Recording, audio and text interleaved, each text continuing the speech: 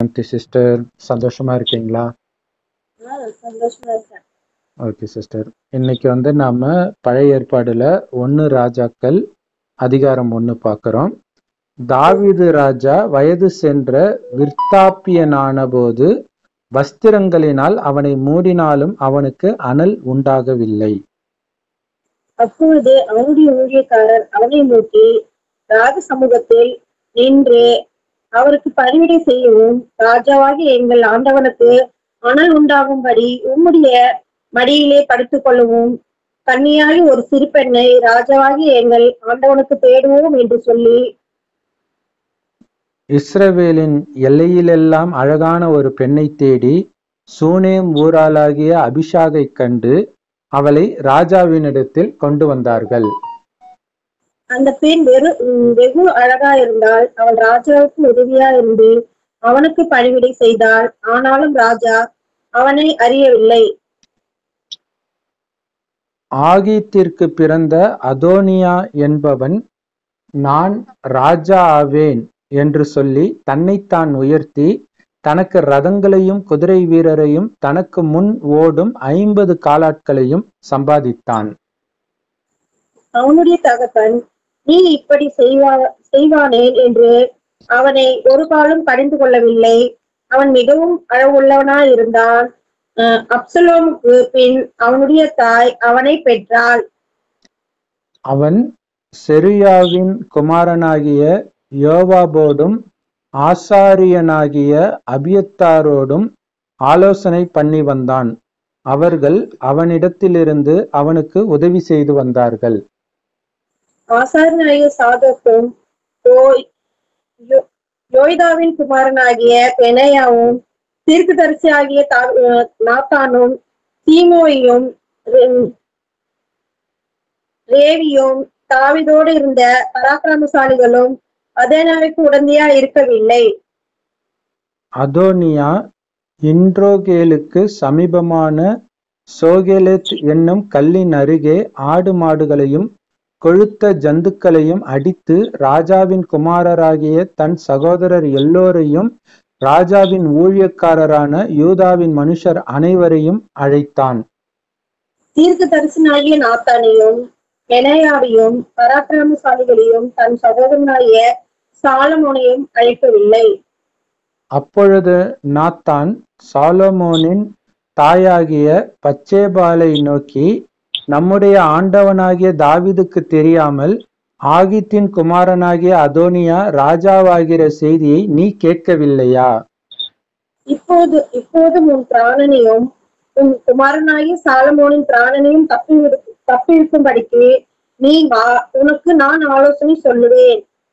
நீ தாவீது ராஜாவினிடத்தில் போய், ராஜாவாகிய என் ஆண்டவனே, எனக்கு பின் உன் குமாரனாகிய சாலமோன் ராஜாவாகி அவனே என் சிங்காசனத்தின் மேல் வீற்றிருப்பான் என்று நீர் உமது அடியாளுக்கு ஆணையிடவில்லையா? அப்படி இருக்க அதோனியா ராஜாவாகிறது என்ன என்று அவரிடத்தில் கேள். நீ அங்கே ராஜாவோடு பேசிக் கொண்டிருக்கையில் நானும் உனக்கு பின் வந்து உன் வார்த்தைகளை உறுதிப்படுத்துவேன் என்றான். அப்படியே பச்சேபால் பள்ளி அறைக்குள் ராஜாவிடத்தில் போனால், ராஜா மிகவும் வயது சென்றவனாய் இருந்தான். சூனேம் ஊராளாகிய அபிஷாக் ராஜாவுக்கு பணிவிடை செய்து கொண்டிருந்தாள். பத்சேபாள் குனிந்து ராஜாவை வணங்கினாள். அப்போது ராஜா உனக்கு என்ன வேண்டும் என்று கேட்டான். அதற்கு அவள், என் ஆண்டவனே, எனக்கு பின் உன் குமாரனாகிய சாலமோன் ராஜாவாகி அவனே என் சிங்காசனத்தின் மேல் வீற்றிருப்பான் என்று நீர் உம்முடைய தேவனாகிய கர்த்தரை கொண்டு உமது அடியாளுக்கு ஆணையிட்டீரே.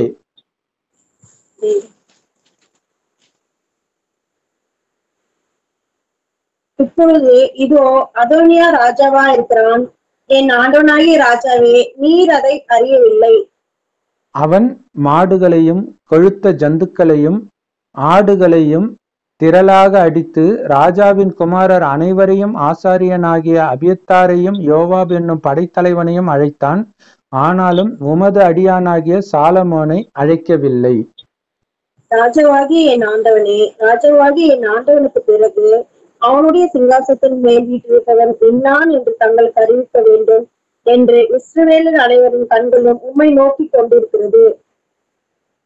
அறிவியாமற் போனால் ராஜாவாகிய என் ஆண்டவன் தம்முடைய பிதாக்களோடே படுத்துக்கொண்ட பின்பு நானும் என் குமாரனாகிய சாலமோனும் குற்றவாளிகளாய் எண்ணப்படுவோம் என்றாள். அவள் ராஜாவோடு பேசிக் கொண்டிருக்கையில் தீர்க்கதரிசியாகிய நாத்தான் வந்தான். தீர்க்கதரிசியாகிய நாத்தான் வந்திருக்கிறார் என்று ராஜாவுக்கு தெரிவித்தார்கள். அவன் ராஜாவுக்கு முன்பாக பிரவேசித்து முகங்குப்புற விழுந்து ராஜாவை வணங்கினான். நாத்தான், ராஜாவாகி என் ஆண்டவனே, அதோனியா எனக்கு பின் ராஜாவாகி அவனே என் சிங்காசனத்தின் மேல் வீற்றிருப்பான் என்று நீ சொன்னதுண்டோ? அவன் இன்றைய தினம் போய் மாடுகளையும் கொழுத்த ஜந்துக்களையும் ஆடுகளையும் திரளாக அடித்து ராஜாவின் குமாரர் அனைவரையும் இராணுவ தலைவரையும் ஆசாரியனாகிய அபியத்தாரையும் அழைத்தான். அவர்கள் அவனுக்கு முன்பாக புசித்து குடித்து ராஜாவாகிய அதோனியா வாழ்க என்று சொல்லுகிறார்கள். ஆனாலும் உமது அடியேனாகிய என்னையும் ஆசாரனாகிய சாதோக்கையும் கொய்தாவின் குமாரனாகிய பெனாயாவையும் உமது அடியேனாகிய சாலமோனையும் அவன் அழைக்கவில்லை. ராஜாவாகிய என் ஆண்டவனுக்கு பின் தமது சிங்காசனத்தில் வீற்றிருப்பவன் இவன்தான் என்று நீர் உமது அடியானுக்கு தெரிவிக்காதிருக்கையில் இந்த காரியம் ராஜாவாகிய என் ஆண்டவன் கட்டளையால் நடந்திருக்குமோ என்றான். அப்பொழுது தாவீது ராஜா பிரயோத்தரமாக பத்சேபாளை என்னிடத்தில் வரவழையுங்கள் என்றான். அவள் ராஜ சமூகத்தில் பிரவேசித்து ராஜாவுக்கு முன்னே நின்றாள். அப்பொழுது ராஜா, உன் குமாரனாகிய சாலமோன் எனக்கு பின் அரசாண்டு அவனே என் ஸ்தானத்தில் என் சிங்காசனத்தின் மேல் வீற்றிருப்பான் என்று நான் உனக்கு இஸ்ரவேலின் தேவனாகிய கர்த்தர் மேல் ஆணையிட்டபடியே இன்றைக்கு செய்து தீர்ப்பேன் என்பதை என் ஆத்துமாவை எல்லா இக்கட்டுக்கும் நீங்களாக்கி மீட்ட கர்த்தருடைய ஜீவனை கொண்டு சொல்லுகிறேன் என்று ஆணையிட்டான். அப்பொழுது பத்சேபாள் தரை மட்டும் குனிந்து ராஜாவை வணங்கி, என் ஆண்டவனாகிய தாவீது ராஜா என்றைக்கும் வாழ்க என்றாள். பின்பு தாவீது ராஜா ஆசாரியனாகிய சாதோக்கையும் தீர்க்கதரிசியாகிய நாத்தானையும் யோதாவின் குமாரன் பெனாயாவையும் என்னிடத்தில் வரவழையுங்கள் என்றான். அவர்கள் ராஜாவுக்கு முன்பாக பிரவேசித்த போது ராஜா அவர்களை நோக்கி, நீங்கள் உங்கள் ஆண்டவனுடைய சேவகரை கூட்டிக் கொண்டு என் குமாரனாகிய சாலமோனை என் கோவேறு கழுதையின் மேல் ஏற்றி அவனை கீகோனுக்கு அழைத்து கொண்டு போங்கள். அங்கே ஆசாரனாகிய சாதோக்கும் தீர்க்கதரிசியாகிய நாத்தானும் அவனை இஸ்ரவேலின் மேல் ராஜாவாக அபிஷேகம் பண்ண கடவர்கள்.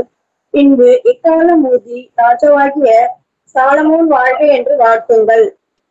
அதன் பின்பு அவன் நகர்வலம் வந்து என் சிங்காசனத்தில் வீற்றிருக்கும்படி அவனை கூட்டிக் கொண்டு வாருங்கள். அவனே என் ஸ்தானத்தில் ராஜாவாய் இருப்பான். அவன் இஸ்ரவேலின் மேலும் யூதாவின் மேலும் தலைவனாயிருக்கும்படி அவனை ஏற்படுத்தினேன் என்றான். அப்போது யோதாவின் குமாரன் பெனாயா ராஜாவுக்கு பிரயோத்தரமாக, ஆமென், ராஜாவாகிய என் ஆண்டவனுடைய தேவனுடைய கர்த்தரும் இப்படி சொல்வாயாக.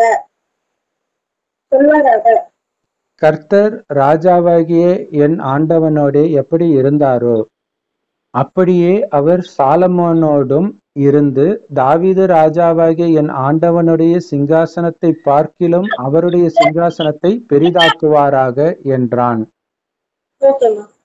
அப்படியே ஆசாரனாகிய சாதோக்கும் தீர்க்கதரிசியாகிய நாத்தானும் யோதானின் குமாரன் பெனாயாவும் பேத்தியரும் பிளேயத்திற்கு போய் சாலமோனை தாவீது ராஜாவினுடைய கோவேறு கழுதையின் மேல் ஏற்றி அவனை கீகோலுக்கு நடத்தி கொண்டு போனார்கள்.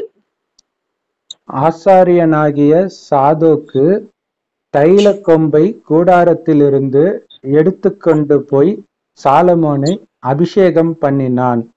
அப்பொழுது எக்காலம் ஊதி ஜனங்கள் எல்லாரும் ராஜாவாகிய சாலமோன் வாழ்க என்று வாழ்த்தினார்கள். பிற்பாடு ஜனங்கள் எல்லோரும் அவன் பிறகாலே போனார்கள். ஜனங்கள்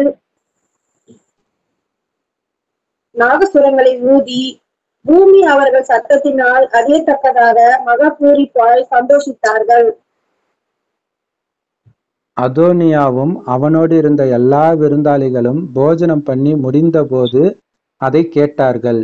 யோவாப் எக்காள சத்தத்தை கேட்டபோது நகரத்தில் உண்டாயிருக்கிற ஆரவாரம் என்ன என்று விசாரித்தான். அவன் பேசிக் கொண்டிருக்கையில் ஆசாரனாகிய அபியாத்தாரின் குமாரன் யோனத்தான் வந்தான். அப்போது அதோனியா, உள்ளே வா, நீ கெட்டிக்காரன், நீ நற்செய்தி கொண்டு வருகிறவன் என்றாள்.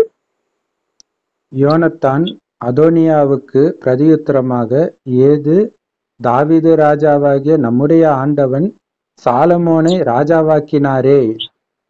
ராஜ ஆசாரியனாகிய சாதோக்கையும் தீர்க்கதரிசியாகிய நாத்தானையும் யோதாயின் குமாரன் எனவாவையும் கிதரேத்தையாயும் பிலியேத்தியரையும் அவனோடு அனுப்பினார். அவர்கள் அவனை ராஜாவுடைய கோவேர் கவுதியின் மேல் ஏற்றினார்கள். ஆசாரியனாகிய சாதோக்கும் தீர்க்கதரிசியாகிய நாத்தானும் அவனை கீகோனிலே ராஜாவாக அபிஷேகம் பண்ணினார்கள். நகரமெல்லாம் முழங்கத்தக்கதாக அங்கே இருந்து பூரிப்போடே புறப்பட்டு போனார்கள். நீங்கள் கேட்ட இரைச்சல் அதுதான். அல்லாமலும் சாலமோன் ராஜாக்குரிய சிங்காசனத்தின் மேல் வீற்றிருந்தான்.